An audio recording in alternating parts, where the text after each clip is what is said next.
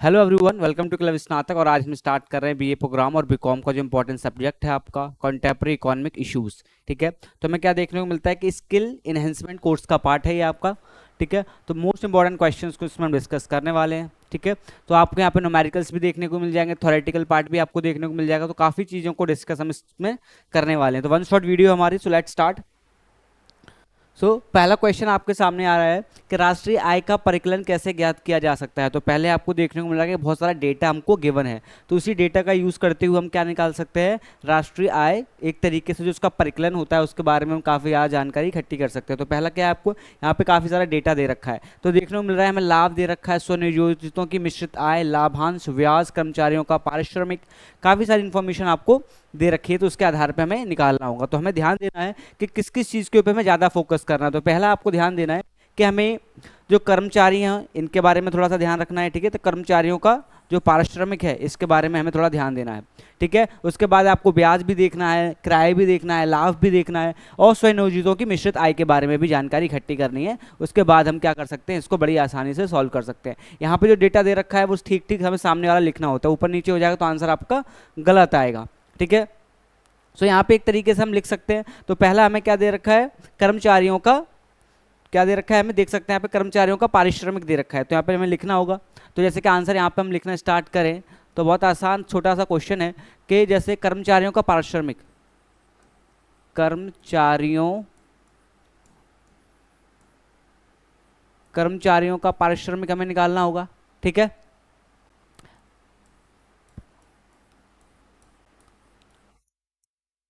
कर्मचारियों का पारिश्रमिक प्लस आपको किराया लगाना होगा इसमें, है ना, किराया प्लस ब्याज, ब्याज लगानी होगी हमें, प्लस लाभ, प्लस लाभ, ऐसे ही करना होगा हमें। ठीक है, ये सारी चीज़ें दे रखी हैं। साथ साथ हमें क्या दे रखा है, इसमें एक और चीज़ हमें जो प्लस करनी वो ये है, स्वनियोजितों की मिश्रित आय। यहाँ पे दे रखा है, देखो आप यहाँ पे देख सकते हो, स्वनियोजितों की मिश्रित आय के बारे में हमें बता रखा है। तो हमें लिखना होगा यहाँ पे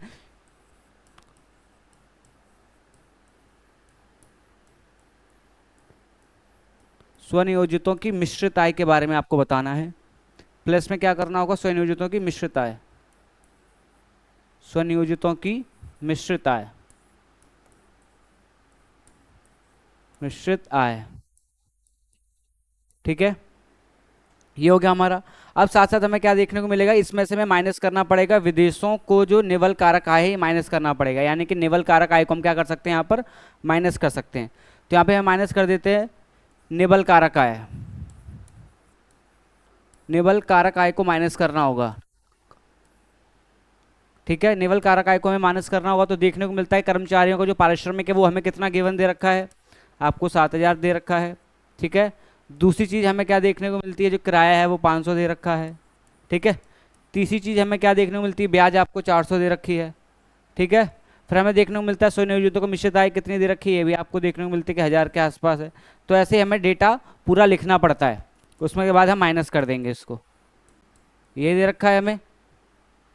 तो हमें क्या देखने को मिलता है, इसको हम प्लस कर देते हैं, यानी कि 7,000 को और 15,000 को प्लस कर देंगे तो 22,000 हो जाएगा। उसके बाद ये 23,000 हो जाएगा, पर ये 900 और जोड़ देंगे उसमें से, तो कितना आ जाएगा, ये हमारा कितना आ जाएगा, हमें देखने को मिलता है कि 23,000 समथिंग आंसर आपका आएगा यहाँ पर। तो यहाँ पे इसको मिटा देता हूँ। ठीक है, तो क्या देखने को मिलता है, हमारा कितना आ जाएगा, 23,900 यही आ जाएगा। इसमें से 100 को माइनस कर देंगे। ठीक है, तो कितना आ जाएगा, 28,000 आपका आंसर आ जाएगा। 28,900 आंसर आपका, 28,800 आंसर आ जाएगा आपका, 28,000। ठीक है, ये आंसर हमारा आ जाएगा, यानी 23,800 समथिंग हमारा आंसर यहाँ पर आ गया है। तो यही हमें निकालना था। ठीक है, अब दूसरी चीज़ हम क्या देखनी है, नेक्स्ट क्वेश्चन और है हमारे सामने। इसमें हमें बताना है कि साधन लागत के बारे में जानकारी उपलब्ध कराने के साधन लागत किस प्रकार से निकाली जा सकती है। ठीक है, साधन लागत के बारे में भी जानकारी यहाँ पे हम इकट्ठी करेंगे। ठीक है,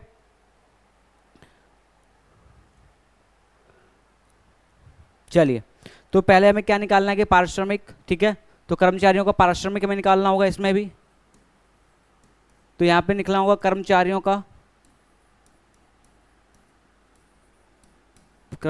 का पारिश्रमिक।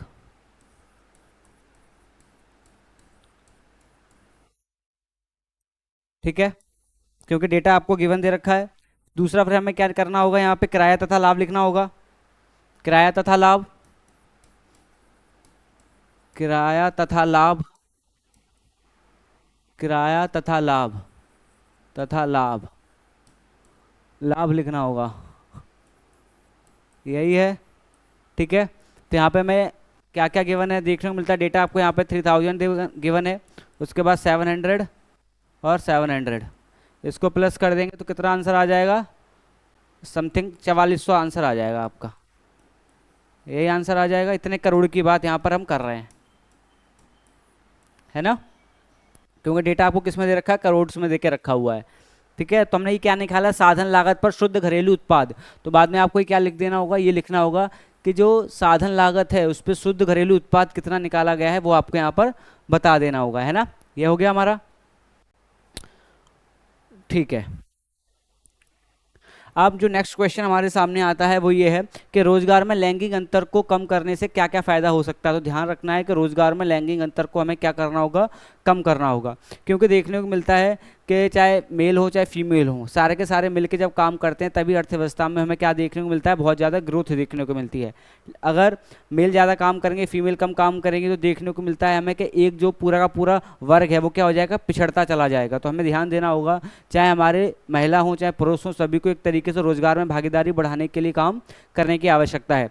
तो इसमें हमें देखने को मिलता है कि सरकार भी बहुत ज़्यादा क्या कर रही है, बहुत ज़्यादा सहयोग कर रही है महिलाओं का, क्योंकि उनको भी क्या करना है, आगे चल के रोजगार को स्टार्ट करना है। साथ साथ हमें देखने को मिलता है कि स्किल इंडिया जो प्रोग्राम्स हैं उसमें महिलाओं को ज़्यादा से ज़्यादा प्राथमिकता दी जाती है, क्योंकि अगर महिलाओं को ज़्यादा प्राथमिकता हम देंगे तो वो ज़्यादा अच्छे से काम कर सकती हैं, एक तरीके से ज़्यादा अच्छे से अपने आप को रिप्रेजेंट कर सकती हैं। ठीक है, तो ध्यान रखना है हमें। तो रोजगार में लैंगिक अंतर को हमें क्या करना होगा, कम करना होगा। अगर लोग रोजगार में लैंगिक अंतर बढ़ता चला जाएगा तो समाज में बहुत ज़्यादा क्या बढ़ जाएगी, अनिश्चितता बढ़ती चली जाती है, दिक्कत बहुत ज़्यादा आ जाएगी। ठीक है, तो ध्यान रखना है कि हम जानते हैं कि अधिक लैंगिक असमानता वाले देशों में अगर लैंगिक अंतर को कम कर दिया जाए, यानी कि दोनों वर्ग काम करना स्टार्ट कर दे, तो देखने को मिलता है कि औसतन 35% हमें वृद्धि देखने को मिलती है।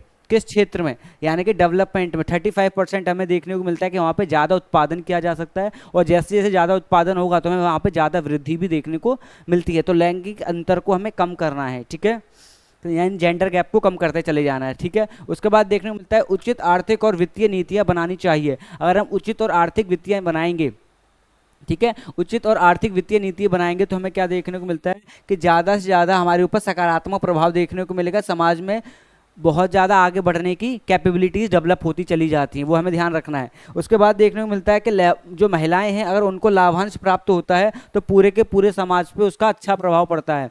ठीक है, तो महिलाएं कैसी होनी चाहिए, शिक्षित महिलाएं होनी चाहिए, तभी हमें क्या देखने को मिलेगा, ज़्यादा हमें फ़ायदा मिलेगा, ज़्यादा हमें लाभांश वहाँ पर मिलेगा। दूसरा हमें क्या देखने को मिलता है, अगर उदाहरण की अगर हम बात करें तो जबकि सामाजिक असमानता ने महिलाओं को बहुत ज़्यादा पीछे किया है, ठीक है, क्या देखने को मिलता है कि असमानता बहुत ज़्यादा बढ़ती गई है। ठीक है, पुरुषों को ज़्यादा वरीयता मिलती जाती है, महिलाओं को बहुत ज़्यादा कम आंका जाता है। इसी वजह से हमें क्या देखने को मिलता है, यहाँ पे नीतिगत नवाचार की आवश्यकता है। महिलाओं को भी समाज में कंपटीशन में उतरने की ज़रूरत है, वो बहुत अच्छा कर सकते हैं, यानी कि जो मेल है उनके बराबर वो अच्छे से काम कर सकते हैं। ठीक है, तो हमें क्या करना होगा, हमें ज़्यादा से ज़्यादा हमें अपॉर्चुनिटीज़ जो फीमेल हैं उनको भी देनी होगी, तभी क्या हो सकता है, समाज आगे बढ़ेगा। क्योंकि देखने को मिलता है कि यूरोप में महिलाएं भी काफ़ी अच्छा कर पा रही हैं, अमेरिका में ज़्यादा अच्छा कर पा रही हैं, जापान में काफ़ी अच्छा कर रही हैं महिलाएं, भारत में उनके मुकाबले कम कर पा रही हैं। तो कहने का मतलब क्या है, हमें ज़्यादा से ज़्यादा महिलाओं को आगे बढ़ाने के लिए ध्यान देना होगा, अलग अलग प्रकार की सरकारी नीति लानी होगी, चाहे केंद्र सरकार की हो चाहे वो राज्य सरकार की हो। ठीक है, तो ये हमें काम करना होगा।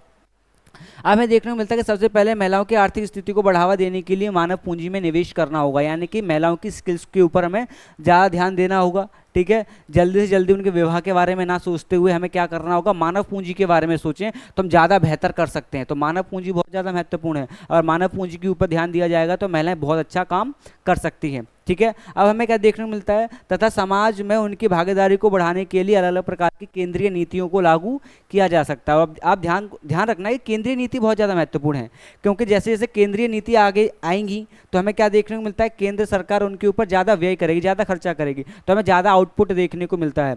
अगर मानव पूंजी के ऊपर ज़्यादा हम खर्चा करेंगे, ज़्यादा एक तरीके से विशेषकर ध्यान देंगे, तो महिलाओं की यहाँ पे आर्थिक और सामाजिक स्थिति में बहुत ज़्यादा बढ़ोतरी हमें देखने को मिलती है। ठीक है, तो इसके ऊपर हमें ध्यान रखना है। अब हमें यहाँ पे ध्यान देना है कि भारत सरकार द्वारा कौन कौन सी ऐसी योजनाएं हैं जिससे महिला सशक्तिकरण को बल मिलता है। तो बहुत सी ऐसी चीज़ें हैं जिसकी वजह से महिलाएं सशक्तिकरण को बल मिल रहा है। तो पहला आपको देखने को मिलेगा बेटी बचाओ बेटी पढ़ाओ योजना, ठीक है, केंद्र सरकार की मुख्य योजनाओं में से एक है। ठीक है, इसमें अलग अलग प्रकार की शिक्षा की नीतियों को भी लागू किया गया है, इसमें जोड़ा गया है कि लड़कियों को कैसे और पढ़ाया जा सकता है। तो केंद्र सरकार की बहुत ज़्यादा मुख्य योजनाओं में से एक है, इसके ऊपर ध्यान देना है। उसके बाद हमें देखने को मिलेगा कि जो सिलाई मशीन है उसका फ्री में वितरण किया जा रहा है। ठीक है, इससे भी हमें क्या देखने को मिलता है कि उनके पास रोजगार के साधन सृजित हो रहे हैं। उसके बाद हमें देखने को मिलता है कि महिला शक्ति केंद्र योजना, महिला शक्ति केंद्र योजना में देखने को मिलता है कि उनके प्रति किसी भी प्रकार का दुर्व्यवहार ना हो सके, ठीक है, उनका शोषण ना हो सके, उसके लिए हमें महिला शक्ति केंद्र योजना खोलनी पड़ी।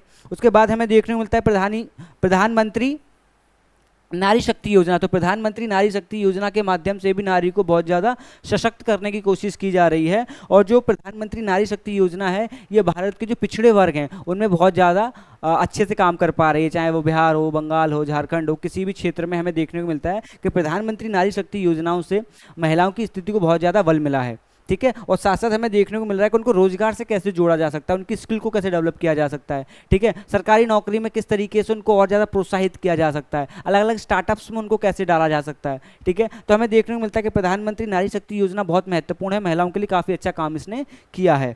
ठीक है, तो ये हमें ध्यान रखना है। उसके बाद हमारे सामने आता है कि भारत में महिलाओं के लिए कुछ ऐसे अधिनियम हैं जो कि बहुत ज़्यादा महत्वपूर्ण है। जैसे कुछ कुछ अधिनियम यहाँ पर मैंने लिखे हुए हैं आपको। तो पहला देखने को मिलता है सुरक्षा अधिनियम 2005, यानी कि सुरक्षा मिलेगी महिलाओं को तभी वो आगे अच्छा कर सकती हैं, उनका शोषण नहीं होना चाहिए, समाज में उनको गलत दृष्टि से नहीं देखा जाना चाहिए। तो हमें देखने को मिलता है कि 2005 में ये अधिनियम लाया गया कि महिलाओं को ज़्यादा अच्छे से क्या करना है, समाज में रहना है, तो उनके लिए सुरक्षा का अधिनियम लाना बहुत ज़्यादा आवश्यक हो गया है हमारे लिए। साथ साथ हमें देखने को मिलता है कि दहेज का जो अधिनियम लाया गया है, यानी कि 1961 में, कि उनको प्रताड़ित नहीं किया जाएगा, उनको एक तरीके से टॉर्चर नहीं किया जाएगा कि आप दहेज लेके आइए। ठीक है, ऐसा कुछ नहीं होना चाहिए महिलाओं के खिलाफ। इसी वजह से 1961 में, बहुत पहले हमारी सरकार जो थी उन्होंने क्या किया, ये अधिनियम लेके आई है, क्योंकि हमें देखने को मिलता है कि हमारे समाज में दहेज के प्रति काफ़ी ज़्यादा अलग अलग प्रकार की भावनाएं हैं जिससे महिलाओं का शोषण होता है। इसी वजह से 1961 का जो अधिनियम है वो बहुत ज़्यादा महत्वपूर्ण हो जाता है हमारे लिए। उसके बाद देखने को मिलता है कि महिलाओं का ये जो यौन उत्पीड़न है उसको भी रोका जाए। ठीक है, क्योंकि हमें देखने को मिलता है अगर महिलाएं सुरक्षित नहीं होंगी तो हमें क्या देखने को मिलता है कि पूरा का पूरा समाज हमारा क्या हो जाएगा, पूरी तरीके से विक्षेद हो जाएगा, पूरी तरीके से नष्ट हो जाएगा। इसी वजह से महिलाओं की सुरक्षा बहुत महत्वपूर्ण है। तो यौन उत्पीड़न जैसी समस्याओं को रोकने के लिए 1986 में ही सरकार ने काम करना शुरू कर दिया था और एक तरीके से अधिनियम बना दिया है। उसके बाद हमारे सामने आता है कि महिलाओं को सशक्त करने के लिए मुख्य योजनाएं भी हैं, जैसे कि देखने को मिलता है कि राजनीतिक, आर्थिक और सामाजिक रूप से और शैक्षिक रूप से उनको बहुत ज़्यादा बल देना है। साथ साथ हमें देखना है कि आध्यात्मिक रूप से उनको कैसे बढ़ावा दिया जा सकता है। तो हमें ध्यान रखना है कि महिलाएं बहुत महत्वपूर्ण हैं, उनके बिना पूरा पूरा समाज क्या है हमारा आगे नहीं बढ़ सकता। तो उनके लिए क्या क्या काम किए जा सकते हैं सरकार के लेवल पे, वो सारे की सारी चीज़ों को यहाँ पे हम डिस्कस कर रहे हैं। ठीक है, तो ध्यान रखना है, बहुत महत्वपूर्ण है। तो आर्थिक रूप से भी महिलाओं को क्या करना है, हमें सशक्त करने की जरूरत है। जिस समाज में महिलाएं सशक्त होती हैं वो देश बहुत ज़्यादा अच्छे से विकास कर पाता है। अब महिलाएं सशक्त नहीं है तो देश क्या हो जाएगा, पिछड़ा हो जाएगा। ठीक है, तो ध्यान रखना है। अब हमें देखने को मिलता है कि भारत में बजट निर्माण प्रक्रिया। ठीक है, अब हमें जो दूसरा क्वेश्चन हमारा आता है, जो सेकंड क्वेश्चन जो हमारा आता है, इसमें पूछा जा रहा है कि भारत में बजट निर्माण प्रक्रिया किस प्रकार की है। तो ध्यान रखना है, किसी भी देश के लिए बजट बहुत महत्वपूर्ण है उसकी आर्थिक प्रगति के लिए। अगर आप अच्छे से बजट नहीं बना पाएंगे तो आपकी आर्थिक प्रगति रुक जाएगी, यानी कि आपको दिक्कत होगी वहाँ पर। ठीक है, तो हमें देखने को मिलता है कि जितने भी देश हैं पूरे पूरे वर्ल्ड में सारे के सारे आर्थिक बजट अपना बनाते हैं। ठीक है, अब हम इसमें ये देखने वाले हैं कि भारत में किस प्रकार से बजट बनता है और उसकी क्या क्या मुख्य विशेषताएं होती हैं, उसके बारे में जानकारी हमें यहाँ पर मिलेगी। ठीक है, तो हमें क्या देखने को मिलता है कि भारत में बजट बनाने के लिए कुछ नियम है। तो पहला हमें क्या देखने को मिलता है कि बजट पेश करने से पहले एक सर्वे कराया जाता है जिसमें यह पता लगता है कि सरकार की कमाई कितनी है और कितना व्यय करने वाली है, कितना खर्चा करने वाली है और उसकी कमाई कितनी है। अगर आपको ये पता हो जाएगा कि आपके कितने पैसे आने हैं और कितने आपको खर्च करने हैं, तभी आप अच्छे से बजट बना सकते हो, है ना।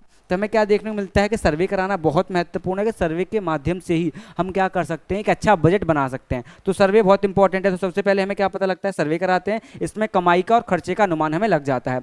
उसके बाद हमें क्या देखने को मिलता है, सरकार में बजट में सरकार अनुमान लगाती है कि उसके प्रत्यक्ष कर से उसको कितना पैसा मिलने वाला है, तथा जो मिनिस्ट्रीज हैं उनको कितना पैसा बांटना होगा। तो अलग अलग हमें क्या देखने को मिलता है, अलग अलग विभाग हैं सरकार के, तो किसको कितना पैसा देना है और कहाँ से कितना पैसा आ सकता है, उसके हिसाब से सरकार क्या करती है, बजट का निर्माण करती है। तो ऐसा हमें भारत में देखने को मिलता है।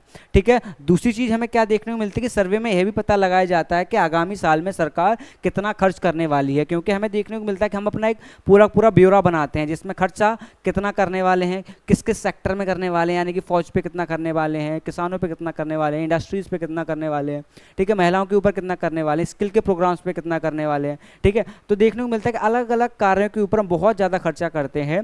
ठीक है, तो देखने को मिलता है कि सारा का सारा किसका पार्ट है, बजट का पार्ट होता है। ठीक है, तो ध्यान रखना है हमको।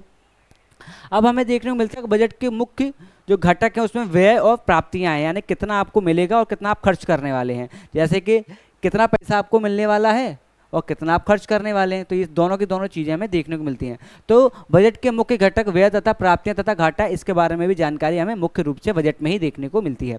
जैसे कि हमें देखने को मिलता है, यह बजट वित्तीय योजना के रूप में कार्य करता है जो कि आगामी वित्तीय वर्षों के अनुमानित आय और व्यय की रूपरेखा तैयार करता है। मतलब इससे पता लगता है कि हमें 100 रुपये मिलने वाले हैं और हम 80 रुपये खर्च करने वाले हैं, या फिर 90 रुपये खर्च करने वाले हैं, या फिर 110, मतलब 110 खर्च करेंगे तो 100 मतलब 10 रुपये किसी से हमें उधार लेना पड़ेगा। तो ऐसा भी बहुत बार होता है कि हमारे पास पैसे कम और खर्चे ज़्यादा होते हैं तो हम बाहर से उधार लेना शुरू कर देते हैं, तो ऐसा भी बहुत बार होता है। ठीक है, तो ये भी हमें देखने को मिलता है। अब साथ साथ हमें देखने को मिलता है कि निम्नलिखित अवधारणाओं का संक्षेप में हमें वर्णन करना है, कि कुछ ऐसी अवधारणाएं हैं जिसके बारे में हमें संक्षेप में वर्णन करना है। ठीक है, वो क्वेश्चन हमारा फिनिश हो चुका है, इस क्वेश्चन पे हम आ चुके हैं। इसमें हमें बताना है कि निम्नलिखित ऐसे संक्षेप में अवधारणा उनके बारे में हमें बताना है। तो पहला आता है आपका विनियोग विधेयक, दूसरा आता है आपका अधिशेष विधेयक। दोनों के बारे में जानकारी हमें यहाँ पर देखने को मिलेगी। तो पहला हमारे सामने आता है कि विनियोग विधेयक किसे कहते हैं। तो देखने को मिलता है कि विनियोग विधेयक वह विधेयक है जिसमें हम सरकार की संचित निधि से पैसा निकाल सकते हैं। वो जो अनुमति है वो कहाँ से मिलती है, वो आपको विनियोग विधेयक से मिलती है। तो ध्यान रखना है, विनियोग विधेयक बहुत महत्वपूर्ण है, क्योंकि सरकार की जो संचित निधि है उससे पैसा निकालने के लिए आपके पास जो पावर होनी चाहिए वो आपको विनियोग विधेयक देता है। अगर विनियोग विधेयक नहीं होगा तो आप संचित निधि से पैसा नहीं निकाल पाएंगे। संचित निधि से पैसा निकालने के लिए विनियोग विधेयक का होना बहुत ज़्यादा आवश्यक हो जाता है, क्योंकि इसके पास बहुत पावर है, इसलिए हमें ऐसा देखने को मिलता है। तो ध्यान रखना है। तो पहला हमें क्या देखने को मिलता है कि सरकार द्वारा संचित निधि से रकम निकासी को मंजूरी दिलवाने के लिए संसद में प्रस्तुत जो प्रस्ताव किया जाता है उसी को हम विनियोग विधेयक कहते हैं। तो महत्वपूर्ण हो गया सरकार के लिए बहुत ज़्यादा, यहीं से पैसा निकाल सकती है। दूसरा हमें देखने को मिलता है, इसका प्रावधान संविधान के अनुच्छेद 114 में मिलता है। ठीक है, 114 में हमें इसका प्रावधान मिलता है संचित निधि का, और अनुच्छेद 266 में भारत की संचित निधि का गठन करने का पूरा प्रावधान बताया गया है कि किस प्रकार से संचित निधि बनाई जाती है। ठीक है, तो ध्यान रखना है कि 114 में हमें पता लगता है किस प्रकार से पैसा निकाला जा सकता है संचित निधि से, और 266 में यह बताया गया है कि किस प्रकार से संचित निधि का गठन किया जाएगा। ठीक है, तो दोनों के दोनों पॉइंट याद रखने इंपॉर्टेंट है। उसके बाद जो हमारा पॉइंट आता है, इसमें बताया गया है कि भारत सरकार की पूरी आय संचित निधि के अंतर्गत तथा व्यय भी इसका महत्वपूर्ण पार्ट है। यानी कहने का मतलब क्या है कि संचित निधि के माध्यम से ही हमें पता लगता है कितना पैसा आया और कितना पैसा गया। सारे का सारा रिकॉर्ड संचित निधि में रखा जाता है और सारा का सारा पैसा भी उसमें ही होता है, और सरकार भी पैसा संचित निधि से ही निकाल सकती है विनियोग विधेयक की सहायता से। तो इसका मतलब क्या है कि संचित निधि बहुत ज़्यादा महत्वपूर्ण हो जाती है, साथ साथ विनियोग विधेयक भी अपने आप में बहुत इंपॉर्टेंट है। ठीक है, ध्यान रखना है हमको। ठीक है, नेक्स्ट जो पॉइंट हमारे सामने आता है वो ये है कि अधिशेष बजट के बारे में भी थोड़ी सी जानकारी हमें यहाँ पर प्राप्त करनी है। ठीक है, तो अधिशेष बजट के बारे में जानकारी प्राप्त करेंगे उससे पहले कुछ एक पॉइंट लिखा हुआ है वो थोड़ा सा हमें पता करना है। तो पहला हमें क्या बताया गया है कि बजट अनुमान मुख्यतः 3 प्रकार के होते हैं। बजट के अनुमान कितने प्रकार के होते हैं? 3 प्रकार के होते हैं। अभी मैं आपको अधिशेष बजट भी बताऊंगा, ठीक है, अधिशेष विधेयक भी बताऊंगा, पर पहले मैं आपको बजट के अनुमान के बारे में कुछ महत्वपूर्ण पॉइंट बता रहा हूं, तो आपको ध्यान रखना है। तो पहला क्या आता है आपके पास कि संतुलित बजट किसे कहते हैं। ठीक है, तो बजट को संतुलित रखने के लिए कर के माध्यम से राशि को बढ़ाना होगा, यानी कर ज़्यादा होगा तभी आप क्या कर सकते हो, कर ज़्यादा आपके पास होगा तो हमें क्या देखने को मिलता है कि आपके पास पैसे ज़्यादा आएंगे। ठीक है, पैसे आपके पास ज़्यादा आएंगे तो इससे हमें क्या देखने को मिला, राजस्व बराबर व्यय हो जाएगा। यानी कि 500 का खर्चा करना है, 500 आपके पास है, किसी से उधार लेने की जरूरत नहीं है, तो इसको हम क्या बोलेंगे, संतुलित बजट बोलेंगे। क्या बोलेंगे, इसको हम संतुलित बजट बोल देंगे। ठीक है, कोई दिक्कत नहीं है। 3 बताने वाला हूँ, जिसमें से पहला मैंने आपको बता दिया संतुलित बजट। ठीक है, जिसमें राजस्व बराबर क्या होता है, व्यय। 500 आपको खर्च करना है और 500 ही आपके पास है, कोई डाउट नहीं है। ठीक है, नेक्स्ट जो पॉइंट आता है हमारे सामने वो ये है कि असंतुलित बजट किसे कहते हैं। असंतुलित बजट किसे कहते हैं? तो ध्यान रखना है जिसमें राजस्व ज्यादा हो। क्या ज्यादा हो? आपके पास पैसे ज्यादा हो। मान लो आपके पास हो 1000 रुपए और आपको 800 खर्च कर रहे हैं, ठीक है, तो आपके पास 200 रुपए क्या है? ज्यादा ही है। तो कहने का मतलब क्या है कि जब आपके पास पैसे ज्यादा होते हैं और आपको खर्चा कम करना होता है, इसको हम असंतुलित बजट कहते हैं। कौन सा बजट कहेंगे? इसको हम असंतुलित बजट कहते हैं। तो बहुत इजी है, आई होप समझ आ गया होगा। नेक्स्ट जो पॉइंट आता है हमारे सामने वो ये है कि घाटे का बजट किसे कहते हैं, ठीक है। तो ध्यान रखना है घाटे का जो बजट होता है इसी में हमें क्या देखने को मिलता है, ध्यान रखना है, स्लाइड को पीछे ले जा रहा हूं, ध्यान रखना है, इसी में हमें अधिशेष विधेयक देखने को मिलता है। घाटे का बजट एक तरीके से महत्वपूर्ण है अधिशेष विधेयक के लिए। किसके लिए? अधिशेष विधेयक के लिए, इसीलिए मैंने आपको अब बता रहा हूं, ठीक है। तो कहने का मतलब क्या है, घाटे का बजट है तो मतलब आपको 1000 रुपए हैं आपके पास, आपको 1500 खर्च कर रहे हैं, है ना, तो आपका घाटे का बजट हो जाएगा। तो ध्यान रखना है जिसमें हमें क्या देखने को मिलता है, राजस्व जिसमें कम हो और एक तरीके से खर्चा जिसमें ज़्यादा करना हो, व्यय ज़्यादा करना हो, उसको हम क्या बोलते हैं? घाटे का बजट कहा जाता है। तो ध्यान रखना है, 3 बहुत इंपॉर्टेंट पॉइंट्स मैंने डिस्कस करें, ध्यान रखना है। और जो घाटे वाला पॉइंट आता है वो विधेयक किसका है? अधिशेष विधेयक का पार्ट है। किसका पार्ट है? अधिशेष विधेयक के अंतर्गत आता है घाटे का बजट। किसका बजट? घाटे का। इसके 3 है जिसमें से जो लास्ट वाला है वो अधिशेष का पार्ट है। किसका पार्ट है? अधिशेष का। तो ध्यान रखना है। अब जो आता है कि भारत सरकार द्वारा निम्नलिखित पहलुओं पे हमें टिप्पणी करनी है, तो पहला आता है आपका एकीकृत बाल विकास योजना यानी कि आईसीडीएस, यानी कि आईसीडीएस। ये आईसीडीएस क्यों इंपॉर्टेंट है? तो ध्यान रखना है आईसीडीएस बहुत ज़्यादा इंपॉर्टेंट है क्योंकि हमें देखने को मिलता है जो आईसीडीएस है वो अलग अलग तरीके से काम करती है। जैसे कि हमें देखने को मिलता है कि कुपोषण के खिलाफ काम करना, अलग अलग प्रकार की जो बीमारी हैं उनके बारे में भी शोध कर लेती है। साथ साथ हमें ये भी देखने को मिलता है कि जो छोटे बच्चे हैं उनकी सेहत को कैसे सही रखा जा सकता है या फिर उनमें किसी भी प्रकार की बीमारी ना हो, इसके ऊपर भी हमें देखने को मिलता है आईसीडीएस बहुत ज़्यादा महत्वपूर्ण काम करती है, जिसको हम एकीकृत बाल विकास सेवाएं भी कहते हैं।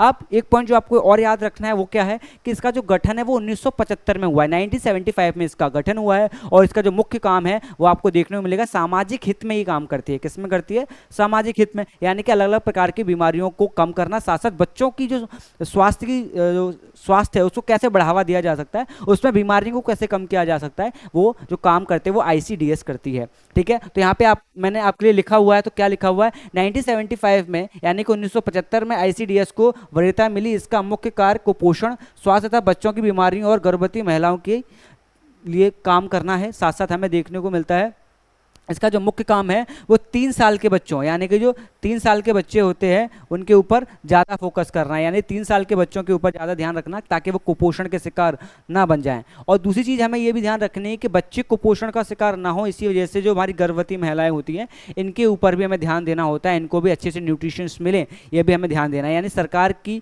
ये मुख्य योजनाओं में से एक है कि जो प्रेग्नेंट वीमेंस हैं उनको किसी भी प्रकार की दिक्कत ना हो, खासकर जो न्यूट्रिशन है उसमें, ठीक है। तो ध्यान रखना है। तो ये भी आईसीडीएस का काम है, 1975 में इसका गठन किया गया था। कुपोषण का खात्मा इसको करना है, साथ साथ जो अलग अलग प्रकार की बीमारियां हैं उसको खत्म करना है, जो हमारी प्रेग्नेंट वीमेंस होती हैं, गर्भवती महिलाएं हैं, उनके ऊपर हमें ध्यान देना होता है। और 3 साल से जो कम के बच्चे हैं या फिर 3 साल के जो बच्चे हैं उनको कुपोषण से या फिर अन्य बीमारियों से कैसे बचाया जा सकता है उसके ऊपर ध्यान देने का जो काम होता है वो आईसीडीएस का होता है। तो ध्यान रखना है आईसीडीएस क्या है। वैसे तो सिंपल ही है, एक बार रीड करोगे तो दिक्कत नहीं होगी, ठीक है। तो आईसीडीएस बहुत ज़्यादा इंपॉर्टेंट है, ध्यान रखना है।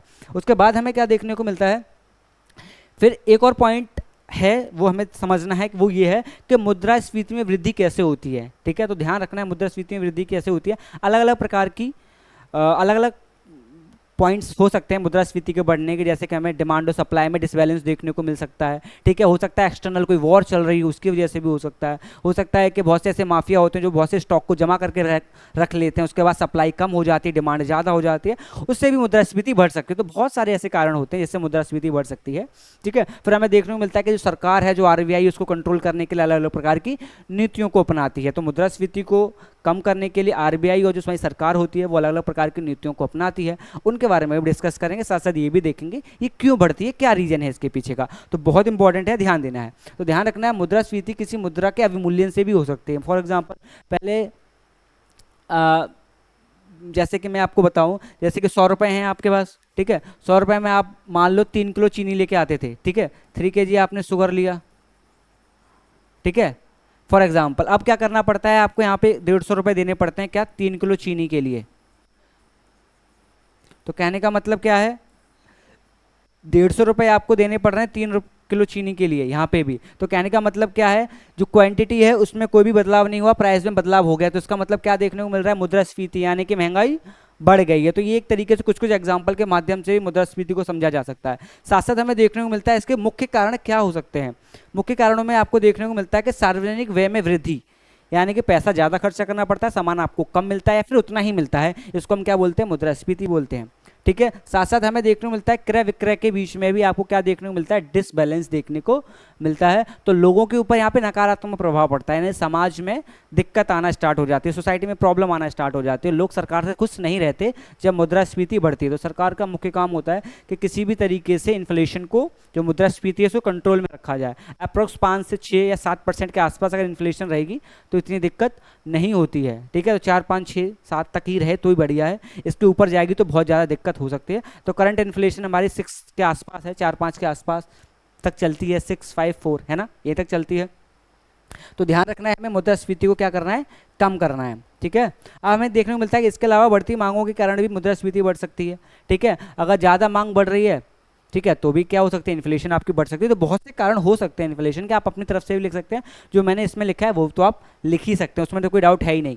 ठीक है, अब देखने को मिलता है कि संविधान का जो अनुच्छेद 112 है, इसमें क्या क्या बताया गया है, ये किस तरीके से काम करता है। तो ध्यान रखना है कि जो संविधान है, जो 112 अनुच्छेद है आपका संविधान का, ये मुख्यतः किस रूप के ऊपर काम करता है। तो भारतीय संविधान का अनुच्छेद 112 एक वर्ष का केंद्रीय बजट और वार्षिक वित्तीय वितरण भी कहा जाता है। साथ साथ इसके बारे में हमें पता लगता है कि बजट में किस तरीके से कार्य किया जाएगा, बजट किस तरीके से बनाया जाएगा, उसके बारे में भी जानकारी मिलती है। तो अनुच्छेद जो 112 है, ये काफ़ी ज़्यादा चीज़ों के ऊपर ध्यान आपका देता है, तो बहुत इंपॉर्टेंट है, ध्यान देना है।